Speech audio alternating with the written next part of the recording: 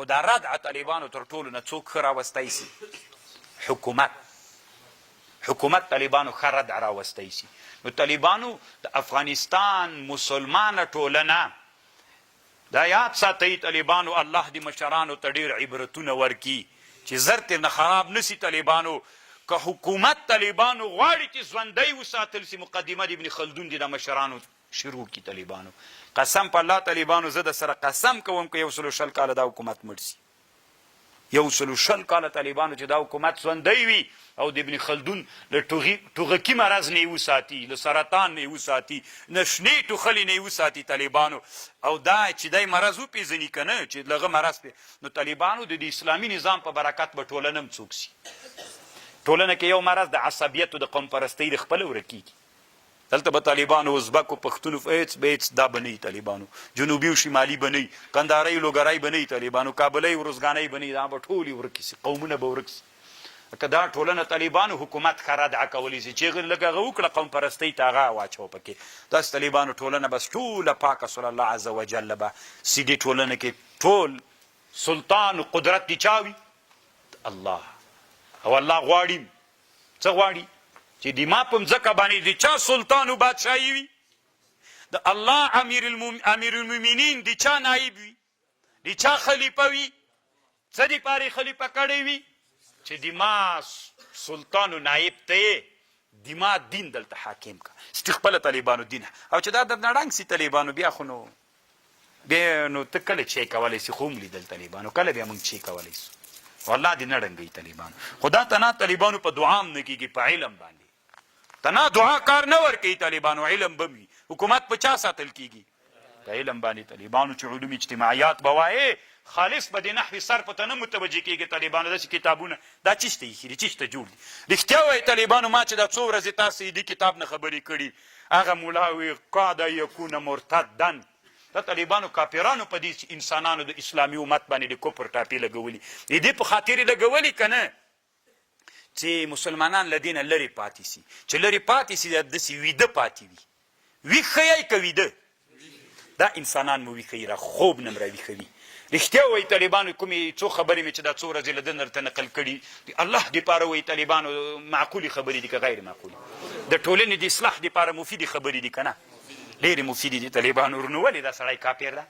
دا طالبانو ابن تیمیه کافر ده، دا کافر ده واکه دی. مقصد دا د طالبانو دی داسې د باطلو پیرانو په واسطه باندې دا خبرې د ټولنې ته راوړي چې ټولنه کې داسې څوک یاد نه کړي. که یو څوک یاد کړي هغه هم ویویدی، خو به داسې بل څوک نه وي. دا طالبانو د اصلاح د ټولنې لپاره سخت ضرورت شته ده. علم دی نو چېشته جوړ کړی نوارۍ کې دي ښیي که ټولنې ته یې ووایه، ټولنه کې عملي کار روان ده طالبانو. زه چې څومره فکر کوم انشاءالله که نور نسي طالبانو دا ځوان نسل باندې مو ډېر اعتماد شته که نه طالبانو ورونو؟ تاسو هم په ځان اعتماد لرئ انشاءالله؟ خو طالبانو اعتماد شته انشاءالله. ترى كثيرا منهم يتولون الذين كفروا. خو داسې نه وي طالبانو چې تاسې اوس ترجمې نه بېرته خپلو وطنو ته لاړ سئ، د احساس مو خلک در مړ کړي و که نه؟ چې هغه در باندې غالب سي د ټولنه کې مړ کوي یې در باندې. جنجال مه ورسره کوئ طالبانو، دغه بحثونو باندې خپله مطالعه کوئ، چا سره مناظرې مه کوئ، هېڅ چا سره هم خپل وطن کې مه کوئ. احساس مو مړ کوي، تناکوي مو، خپله په دې خپل هغه باندې کتابونه پیدا کوئ، مطالعې وکړئ.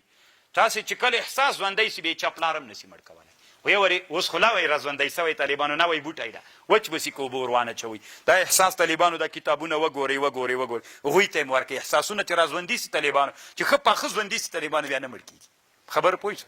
داسې نه چې خپل وطن ته لاړئ نه وایي بوټی د هغه بس پښه پې باندې کېږدي وچ به سي.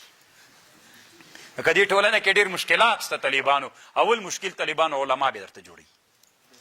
طالبانو ورونو د الله عادت دا وي چې یو څوک په خاندان کې را پیدا کوي عالم چې انقلاب راولي. که داسې غریب کور کې را پیدا کړي طالبانو، بیا هغه بېچارهګۍ د ډېرو مشکلاتو سره مخ کېږي که نه؟ یو عالم ده د افغانستان نوم یې نه یادوم، تاسې یې وپېژنئ. مخکې به رادیو کې ډېرې ښې خبرې کولې، جنوب کې ډېر اصلاح راوستې وه د ولایتونو کې.